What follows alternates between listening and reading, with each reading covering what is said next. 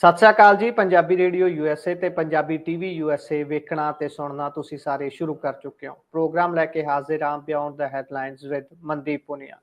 ਇਸ ਪ੍ਰੋਗਰਾਮ ਦੇ ਵਿੱਚ ਮਨਦੀਪ ਪੁਨੀਆ ਜੀ ਸਾਡੇ ਨਾਲ ਰਹਿੰਦੇ ਨੇ ਤੇ ਜਿਹੜੇ ਨੈਸ਼ਨਲ ਖਬਰਾਂ ਦੇ ਨਾਲ ਵਾਹ ਵਾਸਤਾ ਰਹਿੰਦਿਆਂ ਹੋਇਆਂ ਤੁਹਾਡੇ ਸਾਰਿਆਂ ਦੇ ਲਈ ਉਹਨਾਂ ਖਬਰਾਂ ਦਾ ਵਿਸ਼ਲੇਸ਼ਣ ਕਰਦੇ ਨੇ। ਉਸ ਵਿਸ਼ਲੇਸ਼ਣ ਦੇ ਵਿੱਚ ਵੱਖ-ਵੱਖ ਖਬਰਾਂ ਵੱਖ-ਵੱਖ ਸੂਬਿਆਂ ਤੋਂ ਹੁੰਦੇ ਹੋਏ ਪੰਜਾਬ ਤੱਕ ਦੀਆਂ ਵੀ ਹੁੰਦੀਆਂ ਨੇ। ਉਹਨਾਂ ਸਾਰੀਆਂ ਖਬਰਾਂ ਤੱਕ ਜਾਣ ਤੋਂ ਪਹਿਲਾਂ ਉਹਨਾਂ ਦਾ ਸਵਾਗਤ ਕਰ ਲੈਂਦੇ ਹਾਂ, ਫਿਰ ਇੱਕ-ਇੱਕ ਕਰਕੇ ਸਾਰੀਆਂ ਖਬਰਾਂ ਤੇ ਪਾਵਾਂਗੇ ਚਾਨਣਾ। ਸਵਾਗਤ ਹੈ ਜੀ। ਜੀ ਸ਼ੁਕਰੀਆ ਗੁਰਪ੍ਰੀਤ ਜੀ। ਸੋ ਪੁਨੀਆ ਜੀ, ਸਭ ਤੋਂ ਪਹਿਲਾਂ ਦਿੱਲੀ ਵੱਲ ਨੂੰ ਚੱਲਦੇ ਹਾਂ। ਦਿੱਲੀ ਦੇ ਵਿੱਚ ਆਤਿਸ਼ੀ ਹੁਣੀ ਕਹਿੰਦੇ ਆਪਣਾ ਅਸਤੀਫਾ ਸੌਂਪ ਦਿੱਤਾ ਹੈ, ਪਰ ਐਲਜੀ ਸਾਹਿਬ ਇਲੌਜੀਕਲ ਗੱਲਾਂ ਕਰੀ ਜਾਂਦੇ ਨੇ। ਕਹਿੰਦੇ ਤੁਹਾਨੂੰ ਸ਼ਰਾਪ ਲੱਗਿਆ ਜੀ। ਕਿਹਦਾ ਸ਼ਰਾਪ ਲੱਗਿਆ ਕਹਿੰਦੇ? ਦੇਖੋ, ਇਹ ਉਦਾਂ ਕੋਈ ਇਹਦੀ ਵੀਡੀਓ ਤਾਂ ਹੈ ਨਹੀਂ। ਸਿਰਫ ਜਿਹੜੇ ਐਲਜੀ ਸਾਹਿਬ ਹੈਗੇ ਆ ਉਹਨਾਂ ਦੇ ਆਫਿਸ ਵੱਲੋਂ ਇਹ ਗੱਲਾਂ ਲੀਕ ਕੀਤੀਆਂ ਗਈਆਂ ਨੇ ਮੀਡੀਆ ਦੇ ਵਿੱਚ। ਉਹਨਾਂ 'ਚ ਜਦੋਂ ਅਤੀਸ਼ੀ ਮਰਲੀਨਾ ਹੋਣੀ ਜਦ ਆਪਣਾ ਇਸਤੀਫਾ ਸੌਂਪਣ ਗਏ ਸੀਗੇ ਉਹਨਾਂ ਨੂੰ, ਉਦੋਂ ਉਹ ਉਹਨਾਂ ਨੂੰ ਕਹਿੰਦੇ ਕਿ ਦੇਖੋ ਤੁਹਾਨੂੰ ਨਾ ਜਮਨਾ ਦੇਵੀ ਦਾ ਸ਼ਰਾਪ ਲੱਗਿਆ। ਤੁਸੀਂ ਜਮਨਾ ਨਦੀ ਨੂੰ ਸਾਫ਼ ਨਹੀਂ ਕਰਨ ਦਿੱਤਾ, ਉਹਦੇ 'ਚ ਤੁਸੀਂ ਅੜਿੱਕੇ ਅੜਾਏ ਰੱਖੇ ਸਾਡੇ ਤੇ, ਇਸ ਕਰਕੇ ਹੀ ਤੁਸੀਂ ਹਾਰ ਗਏ ਹੋਗੇ। ਉਹਨਾਂ ਦੇ ਜਿਹੜੇ ਅਤੀਸ਼ੀ ਮਾਰਲੀਨਾ ਦੇ ਜਿਹੜੇ ਬੋਸ ਹੈਗੇ ਅਰਵਿੰਦ ਕੇਜਰੀਵਾਲ, ਉਹਨਾਂ ਬਾਰੇ ਵੀ ਕਮੈਂਟ ਕੀਤਾ। ਉਹਨਾਂ ਨੇ ਕਿਹਾ ਕਿ ਤੁਹਾਡੀ ਪਾਰਟੀ ਤੁਹਾਡੇ ਬੋਸ ਕਰਕੇ ਆ ਰਹੀ ਹੈ, ਨਹੀਂ ਤਾਂ ਤੁਹਾਡੀ ਪਾਰਟੀ ਜਿੱਤ ਸਕਦੀ ਸੀਗੀ। ਤੇ ਅਤੀਸ਼ੀ ਦੀ ਇੱਕ ਵੀਡੀਓ ਵੀ ਵਾਇਰਲ ਹੋ ਰਹੀ ਸੀ, ਤੁਸੀਂ ਯਾਦ ਕਰੋ 8 ਤਰੀਕ ਨੂੰ ਜਦੋਂ ਰਿਜ਼ਲਟ ਆ ਰਹੇ ਸੀ, ਰਾਤ ਨੂੰ ਉਹ ਆਪਣੇ ਵਰਕਰਾਂ ਨਾਲ ਨੱਚ ਰਹੇ ਸੀਗੇ।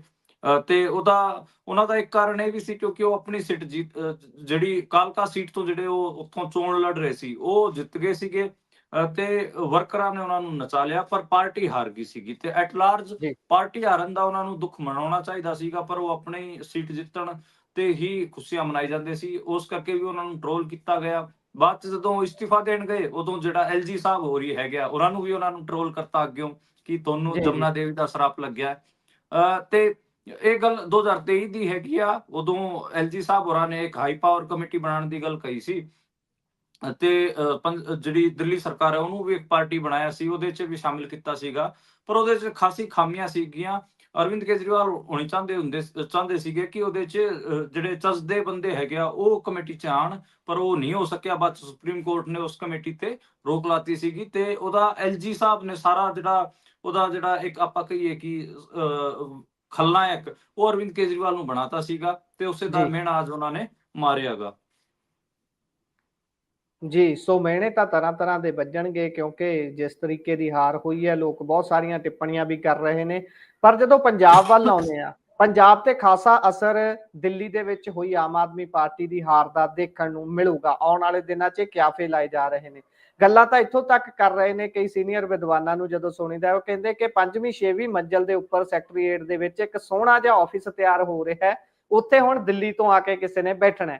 ਗੱਲਾਂ ਇਦਾਂ ਦੀਆਂ ਤੁਰ ਰਹੀਆਂ ਨੇ। ਪਰ ਹੁਣ ਵਿਰੋਧੀ ਧਿਰ ਦੇ ਨੇਤਾ ਜਿਹੜੇ ਨੇ ਉਹਨਾਂ ਦੇ ਵੱਲੋਂ ਦਾਅਵਾ ਕੀਤਾ ਗਿਆ ਪੰਜਾਬ ਦੇ ਵਿੱਚ ਵੀ ਆਮ ਆਦਮੀ ਪਾਰਟੀ ਦੇ ਜਿਹੜੇ 30 ਐਮਐਲਏ ਨੇ ਉਹਨਾਂ ਦੇ ਸੰਪਰਕ 'ਚ ਨੇ। ਦਾਅਵੇ ਇਦਾਂ ਦੇ ਪਹਿਲਾਂ ਵੀ ਉਹਨਾਂ ਨੇ ਬਹੁਤ ਕੀਤੇ ਨੇ, ਪਰ ਐਤਕੀ ਕੀ ਖਾਸ ਹੈ ਇਹ ਦੱਸੋ ਜਰਾ। ਦੇਖੋ, ਜਿਹੜੇ ਪ੍ਰਤਾਪ ਸਿੰਘ ਬਾਜਵਾ ਨੇ ਉਹਨਾਂ ਨੇ ਦਾਅਵਾ ਕੀਤਾ ਸੀ ਮੀਡੀਆ 'ਚ 8 ਤਰੀਕ ਨੂੰ ਜਦੋਂ ਰਿਜ਼ਲਟ ਆਏ ਸੀਗੇ, ਉਦੋਂ ਇਹ ਦਾਅਵਾ ਕਰਕੇ ਕਿਹਾ ਸੀ ਉਹਨਾਂ ਨੇ ਕਿ 30 ਵਿਧਾਇਕ ਜਿਹੜੇ ਆਮ ਆਦਮੀ ਪਾਰਟੀ ਦੇ ਉਹ ਕਾਂਗਰਸ 'ਚ ਆਉਣਾ ਚਾਹੁੰਦੇ ਨੇ। ਜੇ 30 ਵਿਧਾਇਕ ਆ ਵੀ ਜਾਣ ਤਾਂ ਵੀ ਉਹਨਾਂ ਦੀ ਮੈਜੋਰਿਟੀ ਨਹੀਂ ਹੁੰਦੀ, ਕਿਉਂਕਿ ਕਾਂਗਰਸ ਕੋਲ ਸਿਰਫ 18 ਵਿਧਾਇਕ ਨੇ। ਤੇ ਜੇ ਆਪਾਂ ਗੱਲ ਕਰੀਏ ਉਦੋਂ ਜੇ 30 ਵਿਧਾਇਕ ਆ ਵੀ ਜਾਣਗੇ, ਕਿਉਂਕਿ ਜਿਹੜੀ ਆਮ ਆਦਮੀ ਪਾਰਟੀ ਉਹਦੇ ਕੋਲ 92 ਵਿਧਾਇਕ ਨੇ, ਤਾਂ ਵੀ ਕਿਤੇ ਨਾ ਕਿਤੇ ਜਿਹੜਾ ਨੰਬਰ ਹੈ ਉਹ 62 ਰਹੂਗਾ। ਜਦਕਿ ਆਪਾਂ ਨੂੰ ਪਤਾ ਹੈ ਕਿ ਸਰਕਾਰ ਬਣਾਉਣ ਵਾਸਤੇ ਪੰਜਾਬ 'ਚ ਜਿਹੜਾ ਮੈਜਿਕਲ ਨੰਬਰ ਹੈ ਉਹ 59 ਹੈ, 59 ਹੈ। ਤੇ 59 ਤਾਂ ਉਦੋਂ ਵੀ ਨਹੀਂ ਹੋਣਗੇ। ਉਹਨਾਂ ਦਾ ਜਿਹੜਾ ਪ੍ਰਤਾਪ ਸਿੰਘ ਬਾਜਵਾ ਹੋਰਾਂ ਨੇ ਜਿਹੜਾ ਦਾਅਵਾ ਕੀਤਾ ਸੀ ਉਹਨੂੰ ਕਿਤੇ ਨਾ ਕਿਤੇ ਪ੍ਰਗਟ ਸਿੰਘ ਹੋਰਾਂ ਨੇ ਗੱਲਾਂ ਬਾਤਾਂ 'ਚ ਖਾਰਿਜ ਕਰਤਾ ਸੀ। ਕਾਂਗਰਸ ਦੇ ਵੱਡੇ ਆਗੂ ਨੇ ਪ੍ਰਗਟ ਸਿੰਘ ਤੋਂ ਵੀ ਇਹ ਸਵਾਲ ਪੁੱਛਿਆ ਗਿਆ। ਪ੍ਰਗਟ ਸਿੰਘ ਨੇ ਹਾਸੇ 'ਚ ਕਿਹਾ ਕਿ ਜਿਹੜੇ 30 ਵਿਧਾਇਕ ਉਹਨਾਂ ਦੇ ਸੰਪਰਕ 'ਚ ਹੈਗੇ ਉਹ ਕੱਲੇ ਪ੍ਰਤਾਪ ਬਾਜਵੇ ਨੂੰ ਪਤਾ ਹੈ, ਹੋਰ ਬਾਕੀ ਕਾਂਗਰਸ ਦੇ ਹੋਰ ਆਗੂਆਂ ਨੂੰ ਤਾਂ ਪਤਾ ਨਹੀਂ। ਤੇ ਇਹ ਗੱਲਾਂ ਨੇ ਜਿਹੜਾ ਇੱਕ ਹਿਸਾਬ ਨਾਲ ਕਾਂਗਰਸ ਜਿਸ ਲੈਵਲ ਤੇ ਜਾ ਕੇ ਹੁਣ ਆਮ ਆਦਮੀ ਪਾਰਟੀ ਨੂੰ ਟ੍ਰੋਲ ਕਰ ਰਹੀ ਹੈ ਤੇ ਉਹ ਆਪਾਂ ਨੂੰ ਦੇਖਣ ਨੂੰ ਮਿਲ ਰਿਹਾ ਹੈ। ਬਾਕੀ ਜੇ ਆਪਾਂ ਗੱਲਾਂ ਕਰਨੀ ਵੀ ਹੋਵੇ, ਮੈਂ ਲਗਾਤਾਰ ਦੇਖ ਰਿਹਾ ਕਿ ਜਿਹੜੇ ਥੋੜੇ ਲਿਬਰਲ ਜੇ ਪੱਤਰਕਾਰ ਨੇ, ਫਿਰ ਕਾਂਗਰਸ ਵੱਲ ਜਿਹੜੇ ਪੱਤਰਕਾਰ ਝੁਕਾ ਰੱਖਦੇ ਨੇ, ਉਹਨਾਂ ਦਾ ਹੁਣ ਖੁੱਲਾ ਟਾਰਗੇਟ ਆਮ ਆਦਮੀ ਪਾਰਟੀ ਹੋ ਰੱਖੀ ਹੈ ਤੇ ਲਗਾਤਾਰ ਉਹ ਉਹਨੂੰ ਟਾਰਗੇਟ ਕਰ ਰਹੇ ਨੇ ਤੇ ਇਹ ਨੈਰੇਟਿਵ ਸਿਰਜਣ ਦੀ ਕੋਸ਼ਿਸ਼ ਕਰ ਰਹੇ ਨੇ ਕਿ ਜਿਹੜੀ ਪੰਜਾਬ ਦੇ ਵਿੱਚ ਕਾਂਗਰਸ ਸਰਕਾਰ ਬਣਾ ਸਕਦੀ ਹੈਗੀ ਆਮ ਆਦਮੀ ਪਾਰਟੀ ਦੇ ਵਿਧਾਇਕਾਂ ਨੂੰ ਤੋੜ ਕੇ। ਜਿਹੜੇ ਪ੍ਰੋ ਭਾਜਪਾ ਪੱਤਰਕਾਰ ਨੇ, ਜਿਹੜੇ ਬੀਜੇਪੀ ਦੀ ਗੱਲ ਕਰਦੇ ਨੇ ਲਗਾਤਾਰ, ਉਹ ਇਹ ਨੈਰੇਟਿਵ ਚਲਾ ਰਹੇ ਨੇ, ਉਹ ਇਹ ਨੈਰੇਟਿਵ ਸਿਰਜ ਰਹੇ ਨੇ ਕਿ ਪੰਜਾਬ 'ਚ ਜਿਹੜੇ ਅਮਿਤ ਸ਼ਾਹ ਨੇ ਉਹ ਭਗਵੰਤ ਮਾਨ ਸਮੇਤ 40 ਵਿਧਾਇਕਾਂ ਨੂੰ ਆਪਣੇ ਨਾਲ ਰਲਾ ਲੈਣਗੇ, ਕੋਈ 50 ਕਹਿ ਦਿੰਦਾ। ਤਾਂ ਇੱਕ ਪੋਲੀਟੀਕਲ ਕਨਸਪੀਰੇਸੀ ਥਿਊਰੀਜ਼ ਦਾ ਦੌਰ ਚੱਲਿਆ ਹੋਇਆ ਹੈ ਲਗਾਤਾਰ ਪੰਜਾਬ ਬਾਰੇ। ਜਿਹੜੇ ਕਨਸਪੀਰੇਸੀ ਥਿਊਰੀਜ਼ ਹੈ ਉਹਨਾਂ ਨੂੰ ਪਰੋਸਿਆ ਜਾ ਰਿਹਾ ਹੈ, ਉਹਨਾਂ 'ਚ ਸੱਚਾਈ ਆਪਾਂ ਨੂੰ ਪਤਾ ਕਿ ਕਿੰਨੀ ਕੁ ਹੁੰਦੀ ਹੈ। ਸੱਚਾਈ ਇਹ ਸਾਰੀਆਂ ਖਬਰਾਂ ਤਾਂ ਬਹੁਤ ਘੱਟ ਹੁੰਦੀ ਹੈਗੀ ਆ, ਕਿਉਂਕਿ ਆਪਾਂ ਨੂੰ ਇਹ ਵੀ ਦੇਖਣਾ ਪਊਗਾ ਕਿ ਇਹ ਇੱਕਦਮ ਨਹੀਂ ਹੁੰਦਾ ਸਾਰਾ ਮਾਮਲਾ, ਇੱਕ ਪ੍ਰੋਸੈਸ ਹੁੰਦਾ। ਸ਼ਾਇਦ ਜੇ ਆਮ ਆਦਮੀ ਪਾਰਟੀ ਤੋਂ ਵਿਧਾਇਕ ਟੁੱਟ ਕੇ ਵੀ ਜਾਣਗੇ ਤਾਂ ਮੈਨੂੰ ਲੱਗਦਾ ਕਿ ਉਹ ਇੱਕ ਪ੍ਰੋਸੈਸ ਹੋਊਗਾ 2-3-4 ਮਹੀਨਿਆਂ ਦਾ। ਏਦਾਂ ਨਹੀਂ ਹੁੰਦਾ ਕਿ ਬੰਦਾ ਸਵੇਰੇ ਉੱਠਿਆ ਤੇ ਉਹਨੇ ਕਿਹਾ ਕਿ ਚਲੋ 31 ਵਿਧਾਇਕ ਇਕੱਠੇ ਚੱਲਦੇ ਆ, ਆਪਾਂ ਕਾਂਗਰਸ ਪਾਰਟੀ ਜੀ ਜਾ ਜੀ ਵੜਦੇ ਆ। ਇੰਨਾ ਉਹ ਨਹੀਂ ਹੁੰਦਾ। ਮੈਨੂੰ ਲੱਗਦਾ ਹੈ ਕਿ ਅਤੇ ਆਮ ਆਦਮੀ ਪਾਰਟੀ ਦਾ ਮੋਰਲ ਡਾਊਨ ਕਰਨ ਦੀ ਹੀ ਕੋਸ਼ਿਸ਼ ਹੈ। ਉਹ ਪ੍ਰੈਸ਼ਰ 'ਚ ਵੀ ਹੈਗੀ ਆ ਪੰਜਾਬ ਦੀ ਆਮ ਆਦਮੀ ਪਾਰਟੀ। ਤੁਸੀਂ ਦੇਖੋ ਅੱਜ ਕੈਬਨਿਟ ਮੀਟਿੰਗ ਹੋਣੀ ਸੀ 10 ਤਰੀਕ ਨੂੰ, ਉਹ ਕੈਂਸਲ ਕੀਤੀ ਗਈ ਹੈ। ਕੱਲ ਅਰਵਿੰਦ ਕੇਜਰੀਵਾਲ ਉਹਨਾਂ ਨੇ ਦਿੱਲੀ ਸੱਦਿਆ ਹੋਇਆ। ਦੇਖੋ ਦਿੱਲੀ ਦਰਬਾਰ 'ਚ ਕੀ ਚੰਦ ਚੜਨਗੇ ਅਗਲੇ, ਕੀ ਉਹਨਾਂ ਨੂੰ ਸਿਖਾਣਗੇ, ਕੀ ਕਰਨਗੇ। ਮਤਲਬ ਕਨਸਪੀਰੇਸੀ ਥਿਊਰੀਜ਼ ਦਾ ਗੁਰਪ੍ਰੀਤ ਆਪਾਂ ਪਹਿਲਾਂ ਵੀ ਆਪਣੇ ਬੁਲੇਟਿਨਾਂ 'ਚ ਡਿਸਕਸ ਕਰ ਚੁੱਕੇ ਆ। ਇੱਥੋਂ ਤੱਕ ਵੀ ਚੱਲ ਰਹੀਆਂ ਨੇ ਕਿ ਅਰਵਿੰਦ ਕੇਜਰੀਵਾਲ ਪੰਜਾਬ ਦੀ ਕਿਸੇ ਐਮਐਲਏ ਸੀਟ ਖਾਲੀ ਕਰਾ ਕੇ ਕਿਸੇ ਐਮਐਲਏ ਤੋਂ ਇੱਥੇ ਆ ਕੇ ਚੋਣ ਲੜ ਸਕਦੇ ਨੇ, ਪੰਜਾਬ ਤੋਂ ਐਮਐਲਏ ਬਣ ਸਕਦੇ ਨੇ। ਤਾਂ ਜੀ ਜੀ ਕਨਸਪੀਰੇਸੀ ਥਿਊਰੀਜ਼ ਦਾ ਦੌਰ ਹੈ। ਹਾਲਾਂਕਿ ਜਿਹੜਾ ਰਿਜ਼ਲਟ ਆਇਆ ਉਹਦੇ ਤੋਂ ਬੀਜੇਪੀ ਦਾ ਜਿਹੜਾ ਮੋਰਲ ਹੈ ਉਹਦਾ ਬਹੁਤ ਜ਼ਿਆਦਾ ਬੂਸਟ ਹੋ ਰੱਖਿਆ ਹੈ। ਤੇ ਆਮ ਆਦਮੀ ਪਾਰਟੀ ਜੇ ਆਪਾਂ ਗੱਲ ਕਹਿਣੀ ਵੀ ਹੋਵੇ, ਜਦੋਂ ਤੋਂ ਆਮ ਆਦਮੀ ਪਾਰਟੀ ਬਣੀ ਹੈ 2012 ਤੋਂ, ਉਹਨਾਂ ਦਾ ਪਹਿਲੀ ਵਾਰ ਇਹ ਆਪਾਂ ਨੂੰ ਉਹਨਾਂ ਦਾ ਪਹਿਲੀ ਵਾਰ ਫੇਲਿਅਰ ਦੇਖਣ ਨੂੰ ਮਿਲਿਆ। ਪੰਜਾਬ 'ਚ ਉਹਨਾਂ ਵਾਸਤੇ ਸਿੰਪੈਥੀ ਇਸ ਕਰਕੇ ਨਹੀਂ ਹੈ ਕਿਉਂਕਿ 3 ਸਾਲ ਤੋਂ ਲਗਾਤਾਰ ਪੰਜਾਬ 'ਚ ਉਹਨਾਂ ਨੇ ਕੁਝ ਵੀ ਨਹੀਂ ਕੀਤਾ ਹੈ। ਜੇ ਆਪਾਂ ਜਿਹੜਾ ਸਾਬਕਾ ਸੀਐਮ ਨੇ ਪੰਜਾਬ ਦੇ ਚਰਨਜੀਤ ਸਿੰਘ ਚੰਨੀ, ਉਹਨਾਂ ਦੀ ਭਾਸ਼ਾ 'ਚ ਜੇ ਕਹਿਣਾ ਹੋਵੇ ਤਾਂ ਭਗਵੰਤ ਮਾਨ ਨੇ ਸਿਰਫ ਇੱਕੋ ਪ੍ਰੋਮਿਸ ਪੂਰਾ ਕੀਤਾ, ਜਿਹੜਾ ਕਿ 26 ਜਨਵਰੀ ਨੂੰ ਉਹਨਾਂ ਨੇ ਕਿਹਾ ਸੀਗਾ ਕਿ ਉਹਨਾਂ ਦੇ ਬੱਚਾ ਹੋਣ ਵਾਲਾ ਤੇ ਫਿਰ ਉਹਨਾਂ ਦੇ ਕੁੜੀ ਹੋਈ ਸੀ। ਉਸ ਤੋਂ ਇਲਾਵਾ ਤਾਂ ਕੋਈ ਪ੍ਰੋਮਿਸ ਪੂਰਾ ਹੋਇਆ ਨਹੀਂ ਹੈ। ਜੇ ਆਪਾਂ ਲੋਕਾਂ ਦੀ ਭਾਸ਼ਾ 'ਚ ਕਹਿਣਾ ਹੋਵੇ ਤਾਂ ਆਪਾਂ ਇਹ ਕਹਿ ਸਕਦੇ ਹਾਂ ਕਿ ਜਿਹੜੀ ਆਮ ਆਦਮੀ ਪਾਰਟੀ ਹੈ ਪੰਜਾਬ ਦੀ, ਉਹਨੇ ਪੰਜਾਬ ਦੇ ਮੁੰਡਿਆਂ ਨੂੰ ਜੇਲ੍ਹ 'ਚ ਵੀ ਸੁੱਟਿਆ, ਉਹਨੇ ਕਿਸਾਨਾਂ ਤੇ ਵੀ ਤਸ਼ੱਦਦ ਢਾਏ, ਉਹਨੇ ਜੇ ਆਪਾਂ ਆਮ ਆਦਮੀ ਪਾਰਟੀ ਦੀ ਗੱਲ ਕਰਨੀ ਹੋਵੇ, ਉਹਨੇ ਮਹਿਲਾਵਾਂ ਨੂੰ ਜਿਹੜੇ 1000 ਰੁਪਏ ਪ੍ਰੋਮਿਸ ਕੀਤੇ ਸੀ ਉਹ ਵੀ ਨਹੀਂ ਦਿੱਤੇ। ਤੇ ਹੋਰ ਵੀ ਕਿੰਨੇ ਪ੍ਰੋਮਿਸ ਤੁਸੀਂ ਲਾ ਕੇ ਦੇਖੋ। ਜਿਵੇਂ ਕਈ ਏਦਾਂ ਦੇ ਇਹਨਾਂ ਦੇ ਬੜਬੋਲੇ ਆਗੂ ਸੀਗੇ ਜਿਹੜੇ ਕਹਿੰਦੇ ਹੁੰਦੇ ਸੀ ਕਿ ਅਸੀਂ ਮਿੰਟਾਂ 'ਚ ਐਮਐਸਪੀ ਦੇ ਦੇਵਾਂਗੇ ਕਿਸਾਨਾਂ ਨੂੰ। ਤੇ ਅੱਜ ਆਪਾਂ ਨੂੰ ਪਤਾ ਕਿ ਜਿਹੜਾ ਕਿਸਾਨ ਅੰਦੋਲਨ ਚੱਲ ਰਿਹਾ ਉਸ ਦੇ ਵਿੱਚ ਪੰਜਾਬ ਸਰਕਾਰ ਦੀ ਕੀ ਭੂਮਿਕਾ ਉਹ ਵੀ ਆਪਾਂ ਨੂੰ ਪਤਾ। ਇਸ ਕਰਕੇ ਜਿਹੜੀ ਆਮ ਆਦਮੀ ਪਾਰਟੀ ਦੀ ਦਿੱਲੀ ਦੇ ਵਿੱਚ ਹਾਰ ਹੋਈ ਹੈ, ਉਸ ਹਾਰ ਦੇ ਵਿੱਚ ਪੰਜਾਬ ਦਾ ਇੱਕ ਵੀ ਬੰਦਾ ਉਹਨਾਂ ਨਾਲ ਸਿੰਪੈਥਾਈਜ਼ ਨਹੀਂ ਕਰ ਰਿਹਾ, ਬਲਕਿ ਖੁਸ਼ੀਆਂ ਮਨਾ ਰਿਹਾ ਹੈ। ਤੇ ਜਿਹੜੀਆਂ ਇਸ ਕਿਸਮ ਦੀਆਂ ਆਪਾਂ ਕਹੀਏ ਕਿ ਪੋਲੀਟੀਕਲ ਕਨਸਪੀਰੇਸੀ ਥਿਊਰੀਜ਼ ਬਣ ਰਹੀਆਂ ਨੇ, ਉਹਨਾਂ ਤੇ ਪੰਜਾਬ ਦਾ ਜਿਹੜਾ ਆਮ ਬੰਦਾ ਹੋਵੇ ਜਾਂ ਫਿਰ ਕੋਈ ਆਪਾਂ ਆਪੋਜੀਸ਼ਨ ਦੇ ਆਗੂਆਂ ਦੀ ਗੱਲ ਕਰੀਏ, ਉਹ ਫਿਰ ਚਸਕੇ ਲੈ ਰਹੇ ਨੇ, ਉਹ ਮਜ਼ੇ ਲੈ ਰਹੇ ਨੇ ਉਸ ਤੇ। ਇੰਨਾ ਸਿੰਪਲ ਹੈਗਾ। ਜੀ, ਸੋ ਇਹ ਤਾਂ ਹੈ। ਬਹੁਤ ਦਿਲਚਸਪੀ ਦੇ ਨਾਲ ਲੋਕਾਂ ਨੇ ਦਿੱਲੀ ਦੀਆਂ ਚੋਣਾਂ ਦੇਖੀਆਂ ਤੇ ਜਦੋਂ ਰਿਜ਼ਲਟ ਆਏ ਤਕਰੀਬਨ 80% ਪੰਜਾਬੀ ਕਹਿ ਸਕਦੇ ਹਾਂ ਉਸ ਦਿਨ ਖੁਸ਼ੀ ਹੀ ਮਨਾ ਰਹੇ ਸੀ। ਉਹ ਸਾਰਾ ਕੁਝ ਕੀਤਾ ਕਰਾਇਆ ਜੋ ਹੈ ਉਹ ਭਗਵੰਤ ਮਾਨ ਸਾਹਿਬ ਦੀ ਪਾਰਟੀ ਦਾ ਹੈ, ਕਿਉਂਕਿ ਉਹਨਾਂ ਨੇ ਜਿੱਦਾਂ ਦੇ ਕੰਮ ਕੀਤੇ ਨੇ, ਜਿਹੜੇ ਵਾਅਦੇ ਉਹਨਾਂ ਨੇ ਕੀਤੇ ਸੀ ਉਹਨਾਂ ਤੇ ਜਦੋਂ ਖਰੇ ਨਹੀਂ ਉਤਰੇ ਤਾਂ ਉਸ ਦਾ ਹੀ ਇਹ ਕਹਿ ਲਓ ਵੀ ਰਿਵੋਲਟ ਹੈ ਹੁਣ। ਪਰ ਆਪਾਂ ਅੱਗੇ ਚੱਲਦੇ ਹਾਂ। ਸੋਸ਼ਲ ਮੀਡੀਆ ਦੀ ਇਸ ਸਮੇਂ ਦੁਨੀਆ ਹੈ ਤੇ ਸੋਸ਼ਲ ਮੀਡੀਆ ਤੋਂ ਹਰ ਕੋਈ ਇਨਕਮ ਸੋਰਸ ਵਜੋਂ ਇਸ ਨੂੰ ਵਰਤ ਕੇ ਬਹੁਤ ਸਾਰੇ ਪੈਸੇ ਕਮਾਉਣਾ ਚਾਹੁੰਦਾ ਹੈ। ਪਰ ਜਿੱਦਾਂ ਜਿੱਦਾਂ ਆਪਾਂ ਦੇਖਦੇ ਜਾ ਰਹੇ ਹਾਂ ਸਮੇਂ ਦੇ ਨਾਲ ਇਸ ਦਾ ਪੱਧਰ ਬਹੁਤ ਡਿੱਗਦਾ ਜਾ ਰਿਹਾ ਹੈ।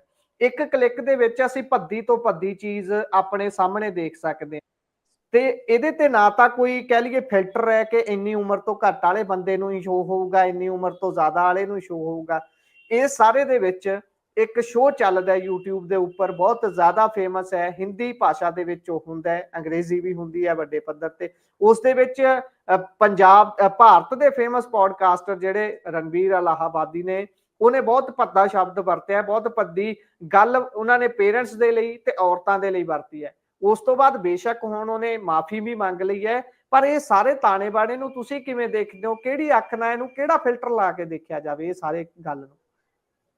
ਦੇਖੋ ਗੁਰਪ੍ਰੀਤ, ਜੇ ਆਪਾਂ ਗੱਲ ਕਰਨੀ ਹੋਵੇ ਇੰਡੀਆ ਦੇ ਵਿੱਚ ਜਿਹੜਾ ਆਨਲਾਈਨ ਕੰਟੈਂਟ ਬਣ ਰਿਹਾ ਹੈ ਉਹ ਜੇ ਆਪਾਂ ਰਣਵੀਰ ਅਲਾਹਾਬਾਦੀਆ ਤੇ ਜਾਂ ਫਿਰ ਇੰਡੀਆਜ਼ ਗੋਟ ਲੇਟੈਂਟ ਤੇ ਆਪਾਂ ਥੋੜੀ ਦੇਰ ਗੱਲ ਨਾ ਵੀ ਕਰੀਏ, ਆਪਾਂ ਓਵਰਆਲ ਸਾਰੇ ਆਪਾਂ ਕੰਟੈਂਟ ਕ੍ਰੀਏਟਰਸ ਤੇ ਵੀ ਗੱਲ ਕਰੀਏ ਤੇ ਇਹਦਾ ਪੱਧਰ ਖਾਸਾ ਡਿੱਗ ਚੁੱਕਿਆ ਹੈ। ਆਪਾਂ ਯਾਦ ਕਰਦੇ ਹਾਂ ਸੋਸ਼ਲ ਮੀਡੀਆ ਦੇ ਦੌਰ ਦੀ ਸ਼ੁਰੂਆਤ ਨੂੰ, ਜਦੋਂ 2011-12 ਵਾਲਾ ਦੌਰ ਸੀਗਾ, ਉਦੋਂ ਅਰਬ ਸਪ੍ਰਿੰਗ ਵਰਗੀਆਂ ਚੀਜ਼ਾਂ ਘਟ ਰਹੀਆਂ ਸੀ ਇੰਟਰਨੈਸ਼ਨਲ ਲੈਵਲ ਤੇ ਸੋਸ਼ਲ ਮੀਡੀਆ ਕਰਕੇ ਆਪਾਂ ਨੂੰ ਪਤਾ ਅਰਬ ਸਪ੍ਰਿੰਗ ਜਿਹੜਾ ਮੂਵਮੈਂਟ ਹੋਇਆ, ਉਹਦੇ ਤੇ ਕਿੰਨੀ ਵੱਡੀ ਗਿਣਤੀ 'ਚ ਲੋਕ ਸ਼ਾਮਲ ਹੋਏ। ਇੰਡੀਆ ਦੇ ਵਿੱਚ ਉਸੇ ਟਾਈਮ ਇੰਡੀਆ ਅਗੇਂਸਟ ਕਰਪਸ਼ਨ ਦਾ ਮੂਵਮੈਂਟ ਸੀਗਾ, ਅੰਨਾ ਹਜ਼ਾਰੇ ਹੋਰੀ ਨੈਸ਼ਨਲ ਜੀ ਪੱਧਰ ਜੀ ਤੇ ਛਾਏ ਰਹੇ। ਪਹਿਲੀ ਵਾਰ ਜਿਹੜੇ ਇੱਥੋਂ ਦੇ ਅੰਦੋਲਨਕਾਰੀ ਸੀ, ਉਹਨਾਂ ਨੇ ਸੋਸ਼ਲ ਮੀਡੀਆ ਦਾ ਇਸਤੇਮਾਲ ਕੀਤਾ ਤੇ ਲੋਕ ਇਕੱਠੇ ਹੋਏ। ਉਸ ਤੋਂ ਬਾਅਦ ਇਹ ਲੱਗਣ ਲੱਗ ਪਿਆ ਸੀਗਾ ਕਿ ਹਾਂ, ਸੋਸ਼ਲ ਮੀਡੀਆ ਦੇ ਇਸਤੇਮਾਲ ਤੋਂ ਕੁਝ ਚੰਗੀਆਂ ਚੀਜ਼ਾਂ ਕੀਤੀਆਂ ਜਾ ਸਕਦੀਆਂ। ਹਾਲਾਂਕਿ ਜਿਹੜਾ ਨਰਿੰਦਰ ਮੋਦੀ ਦਾ ਉਭਾਰ ਹੈ ਇੰਡੀਆ ਦੇ ਵਿੱਚ, ਉਹ ਸੋਸ਼ਲ ਮੀਡੀਆ ਰਾਹੀਂ ਹੋਇਆ ਤੇ 2014 ਚ ਉਹ ਸੱਤਾ 'ਚ ਕਾਬਜ਼ ਹੋਏ। 2014 ਤੋਂ ਬਾਅਦ ਆਪਾਂ ਇੱਕ ਸ਼ਿਫਟ ਦੇਖਦੇ ਹਾਂ, ਜਿਹੜੀ ਇੰਡੀਆ ਦੀ ਨੈਸ਼ਨਲ ਮੀਡੀਆ ਹੈ ਗੋਦੀ, ਉਹ ਬਿਲਕੁਲ ਨਰਿੰਦਰ ਮੋਦੀ ਦੇ ਗੋਦੀ 'ਚ ਜਾ ਕੇ ਬਹਿ ਗਈ। ਟੀਵੀ ਮੀਡੀਆ ਹੋਵੇ ਜਾਂ ਪ੍ਰਿੰਟ ਮੀਡੀਆ ਹੋਵੇ, ਉਸ ਦੌਰਾਨ ਆਪਾਂ ਨੂੰ ਦੇਖਣ ਨੂੰ ਮਿਲਦਾ 2015, 16, 17, 18 ਇਹ ਸਾਲ ਨੇ ਜਿਨ੍ਹਾਂ 'ਚ ਜਿਹੜੇ ਆਪਾਂ ਕਹੀਏ ਕਿ ਡਿਜੀਟਲ ਕ੍ਰੀਏਟਰ ਸੀਗੇ, ਉਹਨਾਂ ਨੇ ਜੀ ਬਹੁਤ ਵਧੀਆ ਭੂਮਿਕਾ ਨਿਭਾਈ, ਬਹੁਤ ਵਧੀਆ ਉਹਨਾਂ ਨੇ ਕੰਟੈਂਟ ਬਣਾਏ ਤੇ ਸਰਕਾਰ ਦੀ ਜਿਹੜੀ ਅਸਲੀਅਤ ਸੀ ਉਹ ਲੋਕਾਂ ਸਾਹਮਣੇ ਰੱਖੀ। ਆਪਾਂ ਇਹ ਵੀ ਕਹਿ ਸਕਦੇ ਹਾਂ ਕਿ ਉਸ ਟਾਈਮ ਇਹ ਲੱਗ ਰਿਹਾ ਸੀਗਾ ਕਿ ਸ਼ਾਇਦ ਡਿਜੀਟਲ ਮੀਡੀਆ ਹੀ ਅਲਟਰਨੇਟ ਮੀਡੀਆ ਹੈ। ਤੇ ਆਪਾਂ ਨੂੰ ਕਿਸਾਨ ਅੰਦੋਲਨ ਦੌਰਾਨ ਵੀ ਦੇਖਿਆ ਕਿ ਪੰਜਾਬ ਤੋਂ ਕਿੰਨੇ ਜ਼ਿਆਦੇ ਜਿਹੜੇ ਡਿਜੀਟਲ ਚੈਨਲ ਸੀ ਉਹ ਵੀ ਉਭਰੇ ਤੇ ਜਿਹੜਾ ਪੂਰਾ ਕਿਸਾਨ ਅੰਦੋਲਨ ਸੀਗਾ ਉਹ ਵੀ ਕਿਤੇ ਨਾ ਕਿਤੇ ਡਿਜੀਟਲ ਮੀਡੀਆ ਦੇ ਸਹਾਰੇ ਹੀ ਸਰਵਾਈਵ ਕਰ ਪਾਇਆ, ਕਿਉਂਕਿ ਜਿਹੜੀ ਗੋਦੀ ਮੀਡੀਆ ਸੀਗੀ ਉਹ ਤਾਂ ਰੋਜ਼ ਕਿਸਾਨਾਂ ਨੂੰ ਗਾਲਾਂ ਕੱਢ ਕੇ ਸੁਣਦੀ ਸੀਗੀ। ਪਰ ਜੇ ਆਪਾਂ ਗੱਲ ਕਰਨੀ ਹੋਵੇ ਕਿ ਇਹ ਪੱਧਰ ਡਿੱਗਿਆ ਕਿਵੇਂ, ਇਹ 2021-22 ਤੋਂ ਬਾਅਦ ਡਿੱਗਿਆਗਾ, ਜਦੋਂ ਜਿਹੜੀ ਸਟੇਟ ਹੈ, ਇੰਡੀਅਨ ਨੇਸ਼ਨ ਸਟੇਟ ਹੈ, ਉਹਨੂੰ ਸਮਝ ਆ ਗਿਆ ਕਿ ਸੋਸ਼ਲ ਮੀਡੀਆ ਦੀ ਤਾਕਤ ਕੀ ਹੈ। ਕਿਉਂਕਿ ਉਹਨਾਂ ਨੂੰ ਕਿਸਾਨ ਅੰਦੋਲਨ ਜੀ ਜੀ ਦੌਰਾਨ ਉਹਨਾਂ ਨੂੰ ਹਿਸਾਬ ਆ ਗਿਆ ਸੀਗਾ ਕਿ ਕਿਵੇਂ ਕਿਸਾਨ ਅੰਦੋਲਨ ਦੇ ਨੌਜਵਾਨਾਂ ਨੇ ਇਸ ਨੂੰ ਇਸਤੇਮਾਲ ਕਰਕੇ ਸਾਡੇ ਨੈਰੇਟਿਵ ਨੂੰ ਪੰਚਰ ਕੀਤਾ। ਉਸ ਤੋਂ ਬਾਅਦ ਹਰੇਕ ਜਿਹੜਾ ਸਟੇਟ ਹੈਗਾ, ਅੱਡ-ਅੱਡ ਸੂਬਾ ਹੈਗਾ ਇੰਡੀਆ ਦੇ ਵਿੱਚ, ਉਹਨੇ ਆਪਣੀ ਸਟੇਟ ਮੀਡੀਆ ਪਾਲਿਸੀ ਕੱਢੀ। ਉਹਦੇ 'ਚ ਸੋਸ਼ਲ ਮੀਡੀਆ ਨੂੰ ਵੀ ਸ਼ਾਮਿਲ ਕੀਤਾ ਗਿਆ, ਡਿਜੀਟਲ ਨੂੰ ਸ਼ਾਮਿਲ ਕੀਤਾ ਗਿਆ ਤੇ ਡਿਜੀਟਲ ਜੀ ਜੀ ਐਡ ਇੰਡੀਆ ਦੇ ਵਿੱਚ ਸ਼ੁਰੂ ਹੋਈ।